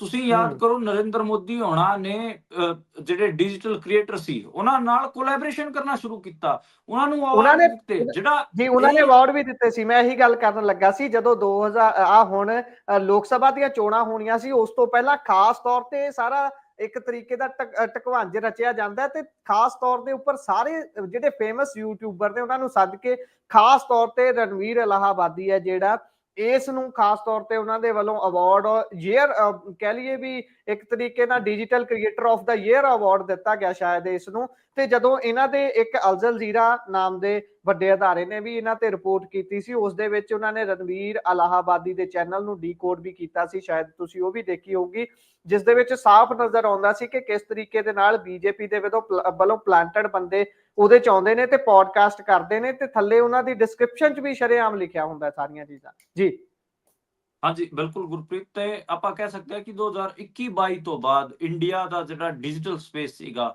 ਉਹ ਵੀ ਗੋਦੀ ਡਿਜੀਟਲ ਸਪੇਸ ਹੁੰਦਾ ਚਲਾ ਗਿਆ। ਉਹਦੇ ਵਿੱਚ ਜਿਹੜੇ ਅਸਲ ਦੇ ਮੁੱਦੇ ਨੇ ਲੋਕਾਂ ਦੇ, ਭਾਵੇਂ ਕਿਸਾਨੀ ਦਾ ਹੋਵੇ, ਭਾਵੇਂ ਤੁਸੀਂ ਮਜ਼ਦੂਰਾਂ ਦੇ ਮੁੱਦੇ ਹੋਣ, ਜਾਂ ਫਿਰ ਕਿਸੇ ਸਟੇਟ ਦੇ ਫੈਡਰਲ ਇਸ਼ੂਜ਼ ਹੋਣ, ਜਾਂ ਫਿਰ ਕਿਸੇ ਮਾਈਨੋਰਿਟੀ ਦੇ ਸਿਕਿਉਰਿਟੀ ਦੇ ਕੁਐਸਚਨ ਹੋਣ, ਉਹਨਾਂ ਸਾਰਿਆਂ ਨੂੰ ਛੱਡ ਕੇ ਇਸ ਕਿਸਮ ਦੀ ਜਿਹੜੀ ਅਡਲਟ ਕਾਮੇਡੀ ਹੋ ਗਈ ਉਹ ਦਿਖਾਈ ਜਾਣ ਲੱਗ ਪਈ। ਅੱਡ-ਅੱਡ ਕਿਸਮ ਦੇ ਪੋਡਕਾਸਟ ਜਿਨ੍ਹਾਂ 'ਚ ਜਿਹੜੇ ਰਿਚ ਬੰਦੇ ਹੈਗੇ ਉਹਨਾਂ ਨੂੰ ਸੱਦ ਕੇ ਇਸ ਕਿਸਮ ਦੇ ਕੰਟੈਂਟ ਦਿਖਾਏ ਜਾਣ ਲੱਗੇ ਕਿ ਅਮੀਰ ਕਿਵੇਂ ਬਣਿਆ ਜਾਵੇ। ਕਈ ਜੀ ਇਨਵੈਸਟਮੈਂਟ ਦੀ ਸਕੀਮਾਂ ਦੇਣ ਲੱਗ ਪਏ, ਕਈ ਕੁਛ ਕਰਨ ਲੱਗੇ, ਕਈ ਜਿਹੜੇ ਇਹ ਸਿੰਗਰ ਹੈਗੇ ਆ, ਐਕਟਰ ਹੈਗੇ, ਇਹਨਾਂ ਦੇ ਪੋਡਕਾਸਟ, ਇਹਨਾਂ ਦੇ ਇੰਟਰਵਿਊ ਕਰੀ ਚੱਲਣ ਲੱਗ ਪਏ। ਤਾਂ ਇੱਕ ਜਿਹੜਾ ਇੰਡੀਆ ਦਾ ਡਿਜੀਟਲ ਸਪੇਸ ਸੀ, ਜਿਹੜਾ ਕਿ ਆਪਾਂ ਦੇਖ ਰਹੇ ਸੀ ਕਿਸਾਨ ਅੰਦੋਲਨ ਦੌਰਾਨ ਬਹੁਤ ਸੋਹਣੀ ਗੱਲ ਕਰ ਰਿਹਾ ਸੀ, ਉਹ ਸਾਰਾ ਸਰਕਾਰਾਂ ਦੇ ਗੋਦੀਆਂ ਦੇ ਵਿੱਚ ਜਾ ਕੇ ਬਹਿ ਗਿਆ ਅਤੇ ਉਹਨੇ ਜੀ ਬਹੁਤ ਘਟੀਆ ਸਤਰ ਦਾ ਕੰਟੈਂਟ ਪਰੋਸਣਾ ਸ਼ੁਰੂ ਕਰਤਾ। ਇੰਡੀਆਜ਼ ਗੋਟ ਲੇਟੈਂਟ ਜਿਹੜਾ ਸਮੈਰਿਆਨਾ ਚਲਾਉਂਦਾ ਹੈਗਾ ਉਹ ਵੀ ਬੀਜੇਪੀ ਮਾਈਂਡਡ ਬੰਦਾ ਹੈਗਾ। ਟਵਿੱਟਰ ਤੇ ਆਪਾਂ ਦੇਖਦੇ ਹਾਂ ਕਿਵੇਂ ਉਹ ਬੀਜੇਪੀ ਵਾਸਤੇ ਬੈਟਿੰਗ ਕਰਦਾ ਹੈਗਾ ਤੇ ਉਹਦਾ ਜਿਹੜਾ ਸਾਰਾ ਕੰਟੈਂਟ ਉਹ ਕਾਮੇਡੀ ਨਹੀਂ, ਉਹ ਸਟਾਇਰ ਨਹੀਂ। ਸਟਾਇਰ ਕੀ ਹੁੰਦਾ? ਸਟਾਇਰ ਜੇ ਆਪਾਂ ਗੱਲ ਕਰਨੀ ਹੋਵੇ, ਜੇ ਹਿੰਦੀ ਦੇ ਵਿੱਚ ਹੀ ਮੈਂ ਜੇ ਐਗਜ਼ਾਮਪਲਾਂ ਦੇਣੀਆਂ ਹੋਏ ਤੇ ਇੱਥੇ ਹਰੀਸ਼ੰਕਰ ਪ੍ਰਸਾਈ ਵਰਗੇ ਸਟਾਇਰਿਸਟ ਹੋਏ ਨੇ ਜਿਨ੍ਹਾਂ ਨੇ ਬਹੁਤ ਸੋਹਣਾ ਪੋਲੀਟੀਕਲ ਸਟਾਇਰ ਕੀਤਾ ਹੈਗਾ। ਜੇ ਇੱਥੇ ਹੁਣ ਵੀ ਜੇ ਆਪਾਂ ਗੱਲ ਕਰਨੀ ਹੋਵੇ, ਵਰੁਣ ਗਰੋਵਰ ਹੋ ਗਿਆ, ਸੰਜੇ ਰਜੋਰਾ ਹੋ ਗਏ, ਜੀ ਇਹ ਬਹੁਤ ਸੋਹਣੇ ਕਾਮੇਡੀਅਨ ਨੇ, ਪੋਲੀਟੀਕਲ ਕਾਮੇਡੀਅਨ ਨੇ, ਸਟਾਇਰ ਕਰਦੇ ਨੇ, ਵਧੀਆ ਕਰਦੇ ਨੇ। हाँ, मैनू कॉमेडी तो कोई दिक्कत नहीं है, मैं पर उस किस्म की कॉमेडी तो दिक्कत है, दिक्कत की जिहड़ी लगातार जिहड़ी सोशल वैल्यूज़ ने, पॉलिटिकल वैल्यूज़ ने, मोरल वैल्यूज़ ने, उन्हां दा घाण करदियां ने, बंदे नू एक इंडिविजुअल दे तौर ते सोचण लाउंदियां ने, ते इह भी सिखाउंदियां ने कि देखो तुसीं एक इंडिविजुअल हो, तुहाडी कोई रिस्पॉन्सिबिलिटी नहीं है। ਕਿਵੇਂ ਇੱਕ ਮਨੁੱਖ ਨੂੰ ਸਮਾਜ ਤੋਂ ਤੋੜਨ ਦਾ ਯਤਨ ਹੁੰਦਾ ਹੈ ਸਾਰਾ, ਇਹ ਤੁਸੀਂ ਉਹਨਾਂ ਦੇ ਕੰਟੈਂਟ ਤੋਂ ਸਮਝ ਸਕਦੇ ਹੋ।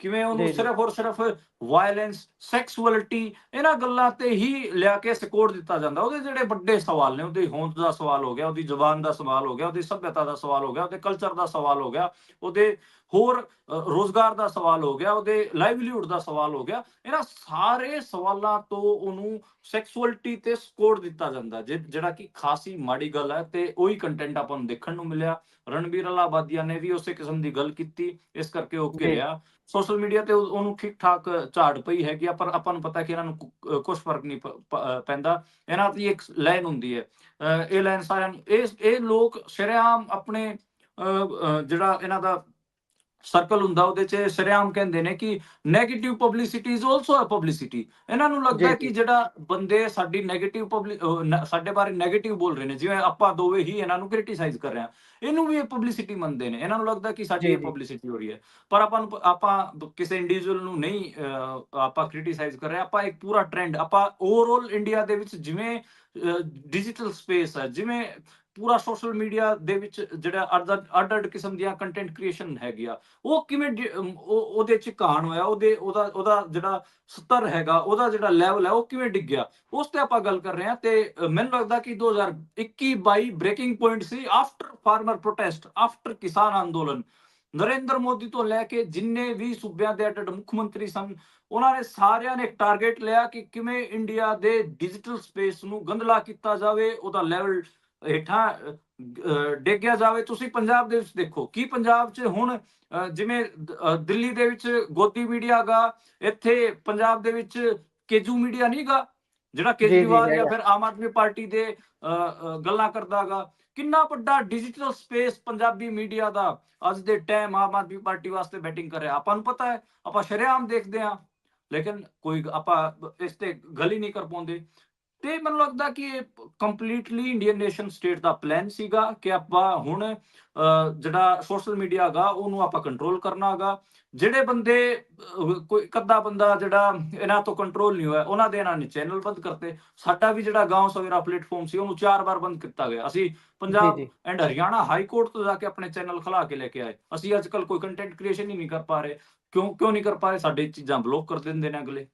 ਜੇ ਅਸੀਂ ਐਡ ਲਿੱਤੀ ਹੁੰਦੀ ਪੰਜਾਬ ਸਰਕਾਰ ਤੋਂ, ਜਾਂ ਫਿਰ ਆਪਾਂ ਕਹਿ ਲਈਏ ਦਿੱਲੀ ਸਰਕਾਰ ਤੋਂ, ਜਾਂ ਜਿਹੜੀ ਸੈਂਟਰ ਗਵਰਨਮੈਂਟ ਹੈ ਬੀਜੇਪੀ ਦੀ ਸਰਕਾਰ, ਉਹ ਤੋਂ ਜੇ ਅਸੀਂ ਐਡ ਲਿੱਤੀ ਹੁੰਦੀ ਤਾਂ ਸਾਡਾ ਚੈਨਲ ਵਧੀਆ ਚੱਲਦਾ, ਕੋਈ ਚੱਕਰ ਹੀ ਨਹੀਂ ਜੀ, ਜੀ, ਸੀਗਾ।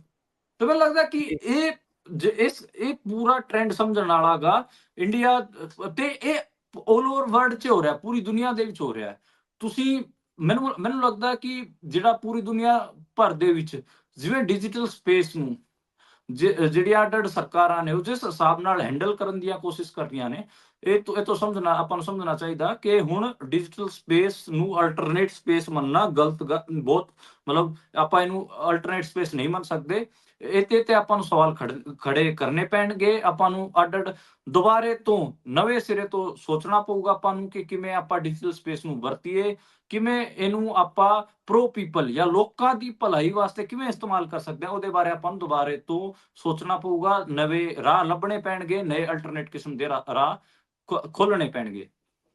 ਜੀ, ਸੋ ਰਾਹ ਤਾਂ ਹੋਰ ਲੱਭਣੇ ਪੈਣਗੇ, ਪਰ ਜਿਸ ਤਰੀਕੇ ਦੇ ਨਾਲ ਬੀਤੇ ਇਹਨਾਂ ਦੇ ਕਾਰਜਕਾਲ ਦੇ ਦੌਰਾਨ ਮੋਦੀ ਹੋਣਾ ਦੇ ਉਹਨਾਂ ਨੇ ਇੱਕ ਬਿੱਲ ਵੀ ਲਿਆਉਣ ਦੀ ਕੋਸ਼ਿਸ਼ ਕੀਤੀ ਸੀ, ਸ਼ਾਇਦ ਡਰਾਫਟ ਵੀ ਉਹ ਹੋਇਆ ਸੀ, ਜਿਸ ਦੇ ਵਿੱਚ ਉਹ ਜੀ ਬ੍ਰੌਡਕਾਸਟਿੰਗ ਨੂੰ ਕੈਪਚਰ ਕਰਨਾ ਚਾਹੁੰਦੇ ਸੀ, ਕਿਸ ਤਰੀਕੇ ਦੇ ਨਾਲ ਉਹਦੇ ਤੇ ਕੰਟਰੋਲ ਕਰਨਾ ਹੈ। ਉਹਨੂੰ ਲੈ ਕੇ ਬਹੁਤ ਸਾਰੀਆਂ ਚੀਜ਼ਾਂ ਸੀ ਉਸ ਦੇ ਵਿੱਚ, ਕਿ ਜੇਕਰ ਤੁਸੀਂ ਕੋਈ ਕੰਟੈਂਟ ਕ੍ਰੀਏਸ਼ਨ ਕਰਦੇ ਹੋ, ਜੇਕਰ ਕਿਸੇ ਨੂੰ ਉਸ ਤੇ ਆਪੱਤੀ ਹੁੰਦੀ ਹੈ, ਸਰਕਾਰ ਨੂੰ ਖਾਸ ਤੌਰ ਤੇ ਆਪੱਤੀ ਹੁੰਦੀ ਹੈ, ਇੱਕ ਵਿਅਕਤੀ ਨਿਯੁਕਤ ਕੀਤਾ ਜਾਊਗਾ ਜਿਹੜਾ ਤੁਹਾਡੇ ਘਰੇ ਜਾ ਕੇ ਜਿਸ ਸਮਾਨ ਦੇ ਨਾਲ ਤੁਸੀਂ ਉਹ ਕੰਟੈਂਟ ਕ੍ਰੀਏਸ਼ਨ ਕੀਤੀ ਹੈ, ਬੇਸ਼ੱਕ ਉਹ ਲੈਪਟਾਪ ਹੈ, ਬੇਸ਼ੱਕ ਤੁਹਾਡਾ ਫੋਨ ਹੈ, ਬੇਸ਼ੱਕ ਤੁਹਾਡੇ ਘਰ ਦੇ ਵਿੱਚ ਲੱਗਿਆ ਹੋਇਆ ਤੁਹਾਡਾ ਮਹਿੰਗਾ ਕੈਮਰਾ ਹੈ, ਉਹ ਸਾਰਾ ਕੁਝ ਪੱਟ ਕੇ ਨਾਲ ਲੈ ਜਾਊਗਾ। ਉਸਦੀ ਤਫਤੀਸ਼ ਹੋਊਗੀ। ਜਦੋਂ ਤੱਕ ਤਫਤੀਸ਼ ਪੂਰੀ ਨਹੀਂ ਹੋ ਜਾਂਦੀ, ਉਹ ਉਹਨਾਂ ਦੇ ਕੋਲ ਹੀ ਸਮਾਨ ਰਹੂਗਾ। ਇਦਾਂ ਦੀਆਂ ਉਹਦੇ ਵਿੱਚ ਗੱਲਾਂ ਸੀ, ਤੁਸੀਂ ਵੀ ਉਹ ਸਾਰਾ ਦੇਖਿਆ ਹੋਊਗਾ। ਸੋ ਇਸ ਤਰੀਕੇ ਜੀ ਦੀਆਂ ਗੱਲਾਂ ਆਪਣੇ ਵਿਰੁੱਧ ਉੱਠਣ ਵਾਲੀ ਆਵਾਜ਼ ਜਾਂ ਸਹੀ ਗੱਲ ਨੂੰ ਲੋਕਾਂ ਤੱਕ ਪਹੁੰਚਾਉਣ ਵਾਲੀ ਆਵਾਜ਼ ਨੂੰ ਦੱਬਣ ਲਈ ਤਾਂ ਇਹਨਾਂ ਦੇ ਕੋਲ ਸਮਾਂ ਹੈ, ਉਹਦੇ ਲਈ ਤਾਂ ਪਾਲਿਸੀ ਘੜ ਸਕਦੇ ਨੇ, ਪਰ ਨੈਤਿਕ ਕਦਰਾਂ ਕੀਮਤਾਂ ਨੂੰ ਖੂੰਜੇ ਲਾਉਣ ਵਾਲੀਆਂ ਚੀਜ਼ਾਂ ਨੂੰ ਇਹ ਬੜਾਵਾ ਆਪ ਦਿੰਦੇ ਨੇ, ਉਹਨਾਂ ਨੂੰ ਪਾਲਦੇ ਨੇ। ਆਪਾਂ ਐਲਵਿਸ਼ ਯਾਦਵ ਵਾਲੇ ਮਾਮਲੇ 'ਚ ਵੀ ਇਹੀ ਕੁਝ ਦੇਖਿਆ ਸੀ। ਮੈਨੂੰ ਲੱਗਦਾ ਜੀ ਆਪਾਂ ਬਿਲਕੁਲ। ਇਸ ਤੋਂ ਅੱਗੇ ਚੱਲਦੇ ਹਾਂ, ਗੱਲ ਕਰਦੇ ਹਾਂ ਜਨਗਣਨਾ ਦੀ। 2011 ਤੋਂ ਬਾਅਦ ਜਨਗਣਨਾ ਨਹੀਂ ਹੋਈ। ਹੁਣ ਵੀ ਜਦੋਂ ਸਿਆਸੀ ਪਾਰਟੀਆਂ ਬੋਲਦੀਆਂ ਨੇ, ਖਾਸ ਤੌਰ ਤੇ ਰਾਹੁਲ ਗਾਂਧੀ ਵੀ ਜਦੋਂ ਬੋਲਦੇ ਨੇ, ਉਹ ਜਨਗਣਨਾ ਦੇ ਵਿੱਚ ਕਈ ਤਰ੍ਹਾਂ ਦੇ ਅਲੱਗ-ਅਲੱਗ ਗੱਲਾਂ ਕਰਦੇ ਨੇ ਕਿ ਕਿਹਨਾਂ ਦੀ ਗਿਣਤੀ ਅਲੱਗ ਹੋਊਗੀ, ਇਸ ਤਰੀਕੇ ਨਾਲ ਹੋਊਗਾ, ਤੇ ਜਨਗਣਨਾ ਕਰਾਉਣ ਦੀ ਮੰਗ ਵੀ ਉੱਠਦੀ ਹੈ। ਹੁਣ ਕਾਂਗਰਸ ਦੀ ਹੀ ਜਿਹੜੇ ਸੋਨੀਆ ਗਾਂਧੀ ਨੇ, ਉਹਨਾਂ ਦੇ ਵੱਲੋਂ ਸੰਸਦ ਦੇ ਵਿੱਚ ਇਹ ਸਵਾਲ ਪੁੱਛਿਆ ਗਿਆ ਹੈ, ਤੇ ਇਸ ਸਵਾਲ ਦਾ ਮਜ਼ਮੂਨ ਜਰਾ ਦੱਸੋ ਕੀ ਹੈ?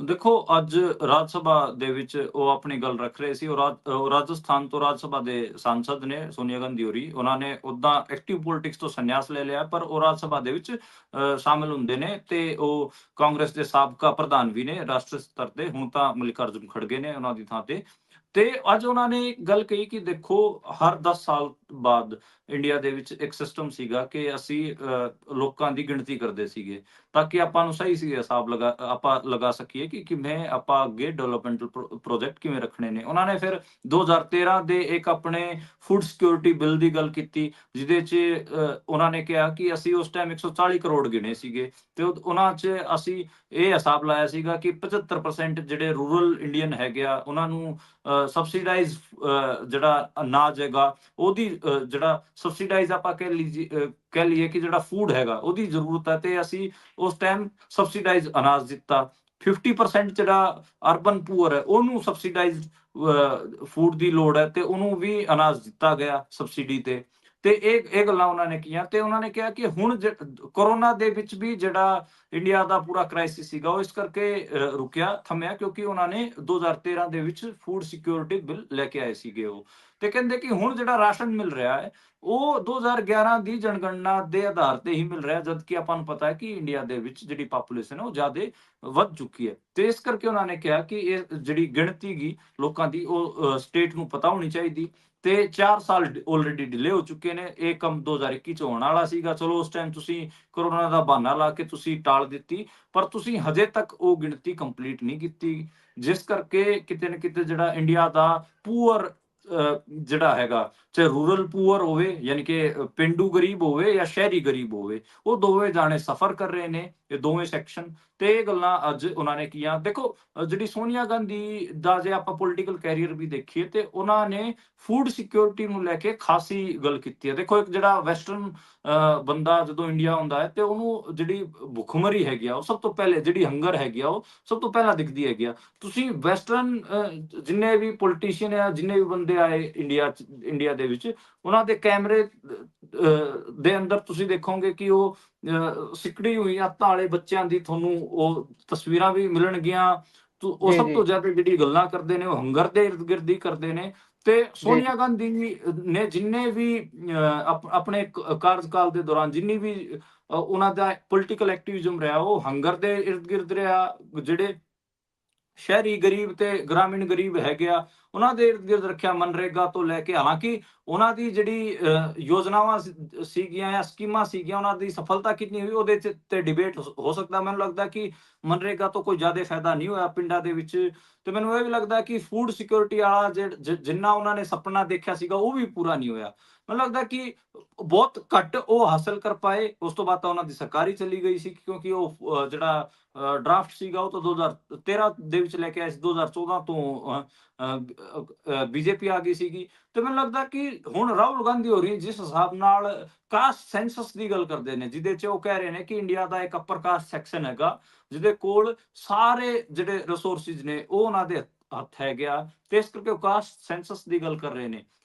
ਤੇ ਇਹ ਲਗਾਤਾਰ ਕਾਂਗਰਸ ਦੀ ਇੰਡੀਆ ਬਲੋਕ ਦੀ ਡਿਮਾਂਡ ਰਹੀ ਹੈ। ਉਹਦੇ 'ਚ ਲਾਲੂ ਪ੍ਰਸਾਦ ਯਾਦਵ ਦੀ ਪਾਰਟੀ ਵੀ ਹੈਗੀ ਆ, ਤੇ ਅਖਿਲੇਸ਼ ਯਾਦਵ ਹੋਣੀ ਵੀ ਨੇ, ਜਿਹੜੇ ਕਿ ਸੋਸ਼ਲ ਜਸਟਿਸ ਦੀ ਗੱਲਾਂ ਕਰਦੇ ਰਹੇ ਨੇ। ਤੇ ਮੈਨੂੰ ਲੱਗਦਾ ਕਿ ਇੰਡੀਆ ਦੇ ਵਿੱਚ ਕਾਸਟ ਸੈਂਸਸ ਹੋਣਾ ਵੀ ਚਾਹੀਦਾ, ਕਿਉਂਕਿ ਇੱਥੇ ਜਿਹੜੀ ਇੱਕ ਜਿਹੜੀ ਅਪਰ ਕਾਸਟ ਹੈਗੀ ਆ, ਖਾਸ ਕਰ ਨਾਰਥ ਇੰਡੀਆ ਆਪ ਕਹੀਏ ਕਿ ਹਿੰਦੂ ਸੁਸਾਇਟੀ ਦੇ ਵਿੱਚ ਜਿਹੜੇ ਅਪਰ ਕਾਸਟ ਨੇ, ਉਹਨਾਂ ਕੋਲ ਸਾਰੀਆਂ ਚੀਜ਼ਾਂ ਨੇ। ਉਹਨਾਂ ਕੋਲ ਜ਼ਮੀਨਾਂ ਤੋਂ ਲੈ ਕੇ, ਨੌਕਰੀਆਂ ਤੋਂ ਲੈ ਕੇ, ਰਿਸੋਰਸਿਸ ਤੋਂ ਲੈ ਕੇ, ਸੋਸ਼ਲ ਕੈਪੀਟਲ ਤੋਂ, ਹਰ ਚੀਜ਼ ਤੇ ਉਹਨਾਂ ਦਾ ਕਬਜ਼ਾ ਗਾ।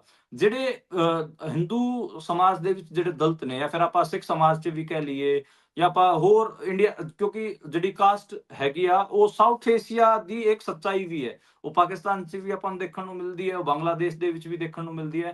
ਤੇ ਮੈਨੂੰ ਲੱਗਦਾ ਜੀ, ਜੀ, ਕਿ ਜਿਹੜੀ ਇੰਡੀਆ ਦੇ ਵਿੱਚ ਜਿਹੜੇ ਦਲਿਤ ਨੇ ਜਾਂ ਆਦੀਵਾਸੀ ਨੇ, ਜਾਂ ਆਪਾਂ ਕਹੀਏ ਕਿ ਓਬੀਸੀ ਨੇ, ਉਹਨਾਂ ਦੇ ਕੋਲ ਬਹੁਤ ਘੱਟ ਰਿਸੋਰਸਿਸ ਨੇ, ਉਹਨਾਂ ਦੀ ਹਮੇਸ਼ਾ ਲੁੱਟ ਹੋਈ ਹੈ। ਤੇ ਇਸ ਕਰਕੇ ਕਾਸਟ ਸੈਂਸਸ ਦੀ ਵੀ ਗੱਲ ਹੋ ਰਹੀ ਹੈ। ਪਰ ਇੱਥੇ ਤਾਂ ਸਿਰਫ ਔਰ ਸਿਰਫ ਜਿਹੜਾ ਸੋਨੀਆ ਗਾਂਧੀ ਦਾ ਡਾਇਲੋਗ ਸੀਗਾ, ਉਹ ਸਿਰਫ ਇੰਨਾ ਹੀ ਸੀਗਾ ਕਿ ਕਿਉਂਕਿ ਜਿਹੜਾ ਰਾਸ਼ਨ ਹੈ ਉਹ ਪੁਰਾਣੀ ਜਨਗਣਨਾ ਦੇ ਹਿਸਾਬ ਨਾਲ ਮਿਲ ਰਿਹਾ ਲੋਕਾਂ ਨੂੰ, ਤੁਸੀਂ ਜੇ ਨਵੀਂ ਜਨਗਣਨਾ ਕਰਾ ਦੋਗੇ ਤਾਂ ਫਿਰ ਜਿਹੜੇ ਲੋਕ ਸੱਚੀਓ ਜਿਨ੍ਹਾਂ ਨੂੰ ਲੋੜ ਹੈਗੀ ਆ ਉਹ ਵੀ ਇਸ 'ਚ ਸ਼ਾਮਿਲ ਹੋ ਜਾਣਗੇ। ਉਹਨਾਂ ਦਾ ਇੰਨਾ ਡਾਇਲੋਗ ਸੀਗਾ। ਉਹਨਾਂ ਦੇ ਮੁੰਡੇ ਦਾ ਇਹ ਡਾਇਲੋਗ ਹੁੰਦਾ ਕਿ ਕਾਸਟ ਸੈਂਸਸ ਹੋਣਾ ਚਾਹੀਦਾ। ਰਾਹੁਲ ਗਾਂਧੀ ਲਗਾਤਾਰ ਕਾਸਟ ਸੈਂਸਸ ਦੀ ਗੱਲ ਕਰਦੇ ਨੇ। ਮੈਨੂੰ ਲੱਗਦਾ, ਤੇ ਜੇ ਮੈਂ ਆਪਣਾ ਵੀ ਸਟੈਂਡ ਦੱਸਣਾ ਹੋਵੇ ਤਾਂ ਮੇਰਾ ਵੀ ਸਟੈਂਡ ਇਹੀ ਰਿਹਾ ਹੈ। ਮੈਂ ਵੀ ਲਗਾਤਾਰ ਜੀ, ਇਹ ਗੱਲ ਕਹਿੰਦਾ ਰਿਹਾ। ਮੈਂ ਵੀ ਲਿਖਿਆ, ਕਈ ਰਾਸ਼ਟਰੀ ਅਖਬਾਰਾਂ ਦੇ ਵਿੱਚ ਵੀ ਲਿਖਿਆ ਹੈ ਕਿ ਇੰਡੀਆ ਦੇ ਵਿੱਚ ਸੈਂਸਸ ਕਰਾਇਆ ਜਾਣਾ ਚਾਹੀਦਾ। ਉਹਦੇ 'ਚ ਮੇਰਾ ਵੀ ਕਿਤੇ ਨਾ ਕਿਤੇ ਹੰਗਰ ਤੋਂ ਲੈ ਕੇ ਸਾਰੀਆਂ ਜਾਂ ਫਿਰ ਜਿੰਨੀ ਵੀ ਸਕੀਮਾਂ ਨੇ, ਕਿਉਂਕਿ ਇੰਡੀਆ ਦਾਵਾ ਕਰਦਾ ਨਾ ਕਿ ਇਹ ਸੋਸ਼ਲ ਵੈਲਫੇਅਰ ਸਟੇਟ ਹੈ, ਤੇ ਸੋਸ਼ਲ ਵੈਲਫੇਅਰ ਦੀ ਸਕੀਮਾਂ ਤਾਂ ਤੁਸੀਂ ਤਾਂ ਹੀ ਲਾਗੂ ਕਰ ਪਾਓਗੇ ਜੇ ਤੁਹਾਡੇ ਕੋਲ ਇੱਕ ਡਾਟਾ ਹੋਊਗਾ। ਉਹ ਤੁਹਾਡੇ ਕੋਲ ਹੈ ਨਹੀਂ। ਤੁਸੀਂ ਜਨਗਣਨਾ ਤੋਂ 4 ਸਾਲ ਆਲਰੇਡੀ ਲੇਟ ਚੱਲ ਰਹੇ ਹੋ। ਤੇ ਇਸ ਕਰਕੇ ਮੈਨੂੰ ਲੱਗਦਾ ਕਿ ਜਿਹੜਾ ਉਹਨਾਂ ਦੀ ਗੱਲ ਆ ਉਹ ਮੈਨੂੰ ਤਾਂ ਵਾਜਿਬ ਲੱਗੀ। ਜੀ, ਸੋ ਅੱਗੇ ਚੱਲਦੇ ਹਾਂ ਅਗਲੀ ਖਬਰ ਦੇ ਵੱਲ ਤੇਜ਼ੀ ਦੇ ਨਾਲ। ਐਸਜੀਪੀਸੀ ਦੇ ਵੱਲੋਂ ਅੱਜ ਮੀਟਿੰਗ ਜਦੋਂ ਕੀਤੀ ਗਈ ਤਾਂ ਉਸ ਦੇ ਵਿੱਚ ਬੀਤੇ ਕਈ ਦਿਨਾਂ ਤੋਂ ਜਿਹੜਾ ਰੇੜਕਾ ਚੱਲ ਰਿਹਾ ਸੀ, ਇੱਕ ਕਹਿ ਲਈਏ ਇੱਕ ਤਰ੍ਹਾਂ ਦੀ ਇਨਵੈਸਟੀਗੇਸ਼ਨ ਖੋਲੀ ਹੋਈ ਸੀ ਜਥੇਦਾਰ ਗਿਆਨੀ ਹਰਪ੍ਰੀਤ ਸਿੰਘ ਹੋਣਾ ਦੇ ਖਿਲਾਫ, ਜਿਹੜੇ ਤਖਤ ਸ੍ਰੀ ਦਮਦਮਾ ਸਾਹਿਬ ਦੇ ਹੁਣ ਤੱਕ ਜਥੇਦਾਰ ਸਨ ਤੇ ਅਕਾਲ ਤਖਤ ਸਾਹਿਬ ਦੇ ਕਾਰਜਕਾਰੀ ਜਥੇਦਾਰ ਵੀ ਉਹ ਰਹੇ ਨੇ। ਉਹਨਾਂ ਦੀਆਂ ਸੇਵਾਵਾਂ ਨੂੰ ਸਮਾਪਤ ਕਰ ਦਿੱਤਾ ਗਿਆ। ਇਹ ਪੰਜਾਬ ਦੇ ਲਈ ਬਹੁਤ ਵੱਡੀ ਇੱਕ ਖਬਰ ਹੈ। ਇਸ ਨੂੰ ਜਰਾ ਤਫਸੀਲ ਦੇ ਵਿੱਚ ਖੋਲ ਕੇ ਰੱਖਿਓ, ਕੀ ਹੈ ਮਾਜਰਾ? ਹਾਂ, ਦੇਖੋ ਜੀ, ਇੱਕ ਜਿਹੜੀ ਕਮੇਟੀ ਉਹਨਾਂ ਦੇ ਖਿਲਾਫ ਬਣਾਈ ਹੋਈ ਸੀ, ਜਿਹੜੀ ਕਿ ਇਨਵੈਸਟੀਗੇਸ਼ਨ ਕਰ ਰਹੀ ਸੀ। ਆਪਾਂ ਨੂੰ ਪਤਾ ਇਸ ਸਾਰੇ ਮਾਮਲੇ ਦਾ, ਤੇ ਅੱਜ ਉਹਨਾਂ ਨੂੰ ਉਹਨਾਂ ਦੀ ਸੇਵਾਵਾਂ ਸਮਾਪਤ ਕਰ ਦਿੱਤੀਆਂ ਗਈਆਂ ਨੇ। ਤੇ 13 ਮੈਂਬਰੀ ਕਮੇਟੀ ਦੀ ਇੱਕ ਮੀਟਿੰਗ ਹੋਈ ਸੀ ਐਸਜੀਪੀਸੀ ਦੇ ਜਿਹੜਾ ਹੈੱਡ ਆਫਿਸ ਹੈ ਤੇਜਾ ਸਿੰਘ ਸਮੁੰਦਰੀ ਹਾਲ ਦੇ ਵਿੱਚ ਹੋਈ ਸੀ, ਜਿਹਦੀ ਜਿਹੜੀ ਪ੍ਰਧਾਨਗੀ ਐਡਵੋਕੇਟ ਹਰਜਿੰਦਰ ਸਿੰਘ ਧਾਮੀ ਨੇ ਕੀਤੀ। ਸਿਰਫ 3 ਮੈਂਬਰ ਉਹਨਾਂ ਦੇ ਹੱਕ 'ਚ ਬੋਲੇ, ਬਾਕੀ 10 ਮੈਂਬਰਾਂ ਨੇ ਉਹਨਾਂ ਨੂੰ ਕਿਤੇ ਨਾ ਕਿਤੇ ਹਟਾਉਣ ਦੀ ਗੱਲ ਕਹੀ। ਉਸ ਤੋਂ ਬਾਅਦ ਜਿਹੜੇ ਜਥੇਦਾਰ ਜਗਤਾਰ ਸਿੰਘ ਹੈਗੇ ਆ, ਉਹਨਾਂ ਨੂੰ ਤਖਤ ਸ੍ਰੀ ਦਮਦਮਾ ਸਾਹਿਬ ਦੇ ਕਾਰਵਾਹਕ ਜਥੇਦਾਰ ਦੇ ਤੌਰ ਤੇ, ਯਾਨੀ ਕਿ ਐਕਟਿੰਗ ਜਥੇਦਾਰ ਦੇ ਤੌਰ ਤੇ ਉਹਨਾਂ ਨੂੰ ਬਣਾਇਆ ਗਿਆ ਤੇ ਗਿਆਨੀ ਹਰਪ੍ਰੀਤ ਸਿੰਘ ਨੂੰ ਉਹਨਾਂ ਦੇ ਪਦ ਤੋਂ ਲਾ ਦਿੱਤਾ ਗਿਆ ਤੇ ਉਹਨਾਂ ਦੀ ਸੇਵਾਵਾਂ ਸਮਾਪਤ ਕਰ ਦਿੱਤੀਆਂ ਗਈਆਂ ਨੇ। ਗੱਲ ਦਾ ਵੀ ਆਪਾਂ ਨੂੰ ਪਤਾ ਹੈ ਕਿ ਉਹਨਾਂ ਦੇ ਜਿਹੜੇ ਉਹਨਾਂ ਦੀ ਸਾਲੀ ਦੇ ਜਿਹੜੇ ਹਸਬੈਂਡ ਸੀਗੇ, ਐਕਸ ਹਸਬੈਂਡ, ਕਿਉਂਕਿ ਸ਼ਾਇਦ ਡਿਵੋਰਸ ਦਾ ਜਿਹੜਾ ਕੰਮ ਹੈ ਉਹ ਅੱਗੇ ਵੱਧ ਚੁੱਕਿਆ ਹੈ, ਤੇ ਉਹਨਾਂ ਨੇ ਆਰੋਪ ਲਾਏ ਸੀਗੇ। ਉਹਦੇ ਤੇ ਕਮੇਟੀ ਬਿਠਾ ਦਿੱਤੀ ਗਈ। ਜਿਹੜੇ ਉਹਨਾਂ ਦੇ ਵਿਰੋਧੀ ਨੇ ਉਹ ਲਗਾਤਾਰ ਇਹ ਗੱਲ ਕਹਿ ਰਹੇ ਨੇ ਕਿ 2 ਦਸੰਬਰ ਨੂੰ ਜਿਹੜਾ ਫੈਸਲਾ ਸੁਣਾਇਆ ਗਿਆ, ਗਿਆਨੀ ਹਰਪ੍ਰੀਤ ਸਿੰਘ ਨੂੰ ਇਸ ਕਰਕੇ ਟਾਰਗੇਟ ਕੀਤਾ ਗਿਆ ਹੈਗਾ। ਬਾਕੀ ਤੁਸੀਂ ਵੀ, ਮੇਰਾ ਵੀ ਮੰਨਣਾ ਇਹੀ ਹੈ ਕਿ ਗਿਆਨੀ ਹਰਪ੍ਰੀਤ ਸਿੰਘ ਨੂੰ ਟਾਰਗੇਟ 2 ਦਸੰਬਰ ਨੂੰ ਜੋ ਕੁਝ ਵੀ ਵਾਪਰਿਆ ਉਹਦੇ ਕਰਕੇ ਕੀਤਾ ਗਿਆ ਹੈਗਾ। ਬਾਕੀ ਕਈ ਲੋਕ ਇਹ ਵੀ ਗੱਲ ਕਹਿੰਦੇ ਨੇ ਕਿ ਉਹ ਅਮਿਤ ਸ਼ਾਹ ਨਾਲ ਡਾਇਰੈਕਟ ਗੱਲ ਕਰਦੇ ਸੀ। ਪੰਥਕ ਚੀਜ਼ਾਂ, ਜਿਹੜੇ ਪੰਥਕ ਮਸਲੇ ਹੈਗੇ ਆ ਜਾਂ ਪੰਥਕ ਪੋਲਿਟਿਕਸ ਹੈਗੀ ਆ, ਉਹਨੂੰ ਸੈਂਟਰ ਦੇ ਅਕੋਰਡਿੰਗ ਚਲਾਉਣ ਦੀ ਕੋਸ਼ਿਸ਼ ਕਰ ਰਹੇ ਸੀ। ਬਾਕੀ ਮੇਰਾ ਇਸ ਕਿਸਮ ਦਾ ਐਨਾਲਿਸਿਸ ਨਹੀਂ ਹੈ। ਮੈਂ ਇੰਨੀ ਕਨਸਪੀਰੇਸੀ ਥਿਊਰੀ ਨਹੀਂ ਦੇਖਦਾ ਕਿ ਉਹ ਅਮਿਤ ਸ਼ਾਹ ਨਾਲ ਜੁੜੇ ਹੋਏ ਸੀ ਜਾਂ ਇਸ ਕਿਸਮ ਦੀਆਂ ਚੀਜ਼ਾਂ ਤਾਂ ਮੈਂ ਨਹੀਂ ਦੇਖਦਾ। ਮੈਂ ਨਾ ਮੰਨਦਾ ਕਿ ਉਹਨਾਂ ਦਾ 2 ਦਸੰਬਰ ਨੂੰ ਜਿਹੜਾ ਜੋ ਕੁਝ ਵੀ ਵਾਪਰਿਆ ਉਹਦੇ ਕਰਕੇ ਉਹਨਾਂ ਨੂੰ ਟਾਰਗੇਟ ਕੀਤਾ ਗਿਆ। ਜਿਸ ਹਿਸਾਬ ਨਾਲ ਉਹਨਾਂ ਦਾ ਵਿਰਸਾ ਸਿੰਘ ਵਲਟੋਆ ਨਾਲ ਉਹਨਾਂ ਦਾ ਟਕਰਾਅ ਹੋਇਆ, ਫਿਰ ਸੁਖਬੀਰ ਬਾਦਲ ਹੋਰੀ ਵੀ ਕੋਸ਼ਿਸ਼ ਕਰ ਰਹੇ ਸੀ ਉਹਨਾਂ ਨੂੰ ਮੋਲਡ ਕਰਨ ਦੀ, ਜਿਹੜਾ ਵਿਰਸਾ ਸਿੰਘ ਵਲਟੋਆ ਵਾਸਤੇ ਵੀ ਉਹਨਾਂ ਨੂੰ ਸੌਫਟ ਕਰਨ ਦੀ ਕੋਸ਼ਿਸ਼ ਕਰ ਰਹੇ ਸੀਗੇ। ਉਹ ਚੀਜ਼ਾਂ ਕਮ ਜੀ, ਨਹੀਂ ਜੀ, ਆਈਆਂ। ਮੈਂ ਤਾਂ ਇਸ ਹਿਸਾਬ ਨਾਲ ਦੇਖਦਾ। ਤੁਸੀਂ ਕਿਵੇਂ ਦੇਖਦੇ ਹੋ? ਤੁਸੀਂ ਵੀ ਆਪਣੀ ਗੱਲ ਰੱਖੋ ਇਸ ਦੇ ਉੱਤੇ। ਜੀ, ਇਹਨੂੰ ਤਾਂ ਬਹੁਤੀ ਤੌਰ ਤੇ ਸਿਆਸੀ ਐਨਕ ਦੇ ਨਾਲ ਹੀ ਦੇਖਿਆ ਜਾ ਰਿਹਾ, ਕਿਉਂਕਿ ਉਸ ਮੀਟਿੰਗ ਦੇ ਵਿੱਚ ਜਿਹੜੇ ਐਸਜੀਪੀਸੀ ਮੈਂਬਰ ਹੋਰ ਵੀ ਮੌਜੂਦ ਸੀ, ਉਹਨਾਂ ਨੇ ਆਪਣੀ ਪ੍ਰਤੀਕਰਮ ਜਿਹੜੇ ਦਿੱਤੇ ਨੇ ਉਹ ਬਹੁਤ ਸਖਤ ਨੇ। ਜਸਵੰਤ ਸਿੰਘ ਪਣੈਣ ਹੁਣੀ ਨੇ, ਉਹਨਾਂ ਨੇ ਇਸ ਤੇ ਕਿਹਾ ਕਿ ਸਿਆਸੀ ਐਨਕ ਨਾਲ ਲਿਆ ਗਿਆ ਫੈਸਲਾ ਇੱਕ, ਇਹਨੂੰ ਸਿੱਧੇ ਤੌਰ ਤੇ ਐਂ ਦੇਖਿਆ ਜਾਵੇ। ਉਹਨਾਂ ਦਾ ਕਹਿਣਾ ਹੈ ਕਿ 2 ਤਰੀਕ ਨੂੰ ਜੋ ਕੁਝ ਵੀ ਅਕਾਲ ਤਖਤ ਸਾਹਿਬ ਦੀ ਫਸੀਲ ਤੋਂ ਹੋਇਆ, ਉਸ ਦੇ ਵਿੱਚ ਜਥੇਦਾਰ ਗਿਆਨੀ ਹਰਪ੍ਰੀਤ ਸਿੰਘ ਹੁਣਾਂ ਦੀ ਬਹੁਤ ਵੱਡੀ ਭੂਮਿਕਾ ਸੀ। ਕਿਉਂਕਿ ਜਥੇਦਾਰ ਗਿਆਨੀ ਰਘੁਵੀਰ ਸਿੰਘ ਹੋਣਾ ਦੇ ਨਾਲੋਂ ਵੀ ਜ਼ਿਆਦਾ ਸਖਤੀ ਜਿਹੜੀ ਦਿਖਾਈ ਜਾ ਰਹੀ ਸੀ ਉਹ ਇਹਨਾਂ ਜਥੇਦਾਰਾਂ ਦੇ ਵੱਲੋਂ, ਜਥੇਦਾਰ ਸਾਹਿਬ ਦੇ ਵੱਲੋਂ ਵਿਖਾਈ ਜਾ ਰਹੀ ਸੀ ਤੇ ਇਹਨਾਂ ਨੂੰ ਬਹੁਤ ਤਰੀਕੇ ਨਾਲ, ਇੱਕ ਤਰੀਕੇ ਨਾਲ ਸ਼ਾਂਤ ਕਰਨ ਦੀ ਕੋਸ਼ਿਸ਼ ਜਿੱਦਾਂ ਤੁਸੀਂ ਦੱਸਿਆ ਕਿ ਕੀਤੀ ਗਈ। ਵਿਰਸਾ ਸਿੰਘ ਬਲਟੋਹਾ ਨਾਲ ਬਹੁਤ ਸਾਰੀਆਂ ਛੋਟੀਆਂ ਛੋਟੀਆਂ ਕਲਿੱਪਸ ਵੀ ਬਾਹਰ ਆਈਆਂ ਜਦੋਂ ਉੱਥੇ ਗੱਲਬਾਤ ਕਰ ਰਹੇ ਸੀ ਉਸ ਦੀਆਂ, ਉਸ ਨੂੰ ਲੈ ਕੇ ਇਹਨਾਂ ਨੂੰ ਟਾਰਗੇਟ ਕੀਤਾ ਗਿਆ। ਇਹਨਾਂ ਨੇ ਵਿੱਚ ਜੇ ਅਸਤੀਫਾ ਵੀ ਆਪਣਾ ਦੇਣ ਦੀ ਗੱਲ ਸੋਸ਼ਲ ਮੀਡੀਆ ਤੇ ਵੀਡੀਓ ਪਾ ਕੇ ਆਖੀ ਸੀ, ਜਿਸ ਤੋਂ ਬਾਅਦ ਇੱਕੋ ਦਮ ਸਾਰੇ ਪ੍ਰਤੀਕਰਮ ਆਉਣੇ ਸ਼ੁਰੂ ਹੋ ਗਏ। ਉਸ ਸਮੇਂ ਜਥੇਦਾਰ ਗਿਆਨੀ ਰਘੁਵੀਰ ਸਿੰਘ ਨੇ ਆਪ ਵਿੱਚ ਪੈ ਕੇ ਇਸ ਮਾਮਲੇ ਨੂੰ ਸ਼ਾਂਤ ਕੀਤਾ। ਉਹਨਾਂ ਨੇ ਆਖਿਆ ਸੀ ਕਿ ਜੇਕਰ ਐਸਜੀਪੀਸੀ ਇਹਨਾਂ ਦਾ ਜਿਹੜਾ ਅਸਤੀਫਾ ਹੈ ਉਹ ਸਵੀਕਾਰ ਕਰਦੀ ਹੈ ਤੇ ਸਾਡੇ ਅਸਤੀਫੇ ਵੀ ਬਿਲਕੁਲ ਤਿਆਰ ਪਏ ਨੇ। ਪਰ ਹੁਣ ਹਾਲੇ ਤੱਕ ਜਦੋਂ ਤੱਕ ਆਪਾਂ ਖਬਰ ਪੜ੍ਹ ਰਹੇ ਹਾਂ, ਜਥੇਦਾਰ ਗਿਆਨੀ ਰਘੁਵੀਰ ਸਿੰਘ ਹੋਣਾ ਦਾ ਇਸ ਤੇ ਮੈਂ ਟਿੱਪਣੀ ਕੋਈ ਨਹੀਂ ਲੱਭ ਪਾਇਆ।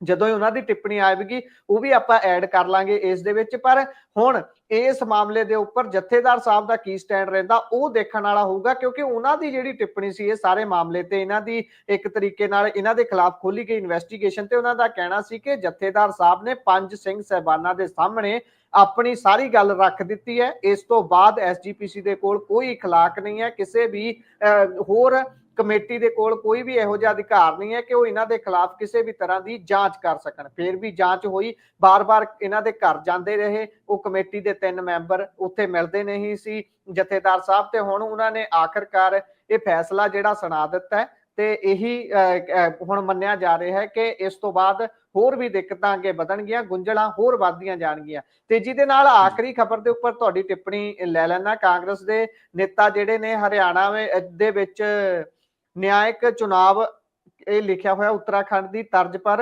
बैलेट पेपर के पे कराए जाने की मांग कर रहे हैं, ਇਹ ਕੀ ਮਾਮਲਾ ਹੈ ਜੀ? ਇਹ ਦੇਖੋ ਜਿਹੜਾ ਪੂਰਾ ਈਵੀਐਮ ਦਾ ਰੌਲਾ ਪਿਆ, ਜਿਹੜੀ ਹਰਿਆਣਾ ਕਾਂਗਰਸ ਹੈ ਉਹਦਾ ਇੱਕ ਸਟੈਂਡ ਬਣਿਆ ਹੋਇਆ ਕਿ ਅਸੀਂ ਹਰਿਆਣੇ ਦੇ ਵਿੱਚ ਈਵੀਐਮ ਕਰਕੇ ਆ ਰਹੇ ਹਾਂ, ਇਸ ਕਰਕੇ ਜਿੰਨੇ ਵੀ ਇੱਥੇ ਲੋਕਲ ਬੋਡੀਜ਼ ਦੇ ਚੋਣ ਹੋਣ ਜਾ ਰਹੇ ਨੇ ਉਹ ਬੈਲਟ ਪੇਪਰ ਤੋਂ ਕਰਾਏ ਜਾਣ, ਕਿਉਂਕਿ ਉੱਤਰਾਖੰਡ ਦੇ ਵਿੱਚ ਵੀ ਬੈਲਟ ਪੇਪਰ ਤੋਂ ਕਰਾਏ ਗਏ ਸੀਗੇ।